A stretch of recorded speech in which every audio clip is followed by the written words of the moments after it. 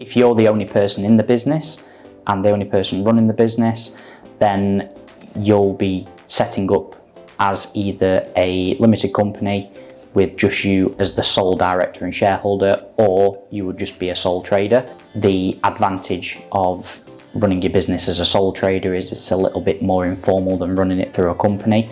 So you don't have the burden of having to file any records at Companies House. It allows you to keep a lot of your records private rather than there being a public record there.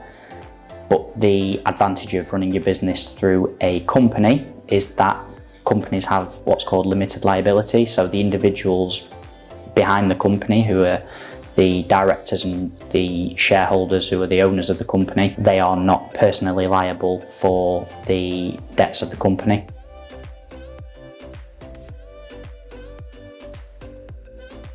So there's a couple of ways that you could structure a business if it is you and a business partner. You could set up a limited company and run the business through a limited company, which would have the benefit of limited liability, so you and your business partner would not be individually liable for the company's debts. Alternatively, you could just go in via the more traditional route of running the business through a partnership. That would be where you and your business partner are running the business as a partnership, but there's no limited liability, so the partnership isn't in itself a separate legal entity, and therefore you and your partner in business would be responsible for the business's debts as individuals.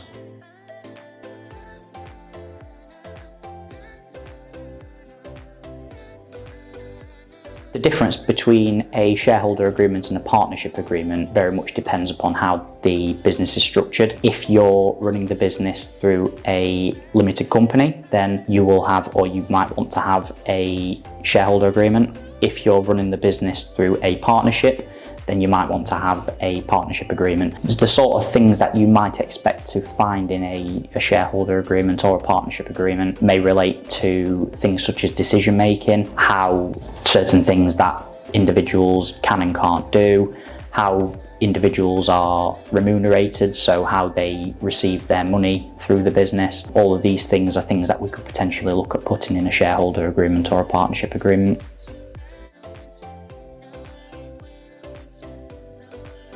So it's important to think about what you want to happen with your shares in your company in the event that you were to pass away.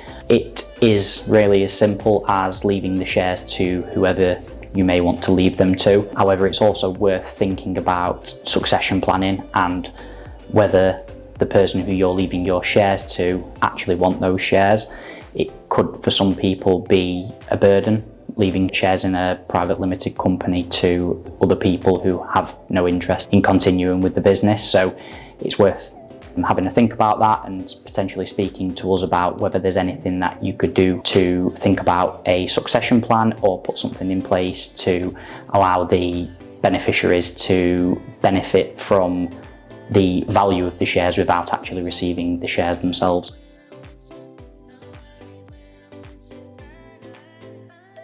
It's worth thinking about having a lasting power of attorney in the event that you are the owner of a business. The company will continue to run even if you were to lose capacity, so it is always recommended that you have a lasting power of attorney to allow your attorneys to make decisions on your behalf as shareholders in the event that you were to unfortunately lose your capacity.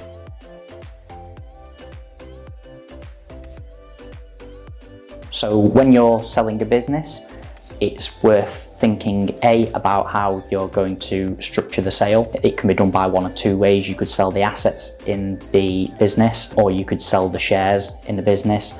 Obviously, if you are running the business by a partnership or as a sole trader, then the only option available to you would be to sell the assets associated with the business. What we can do is we can help with putting together a draft sale agreement to document the terms of the sale of the business. We would also put together the ancillary documentation which would supplement that. So there may be documentation relating to the sale of a property or the lease of a property, or if you're selling the shares in a company, then there may be things that we need to draft relating to things such as board minutes, resolutions that would need to be made by the shareholders, things like that. So what we would do is we would put together all of the documentation, we would negotiate that with the other solicitors, we would try and make the process as smooth as possible. We would deal with things relating to the due diligence inquiries that are going to be raised by the buyer, so we would help you through that process, and ultimately we would deal with it all the way through until completion, to the point where we can get the monies in from the buyer and make sure that everything's completed, and we do all of the post-completion filing and things like that.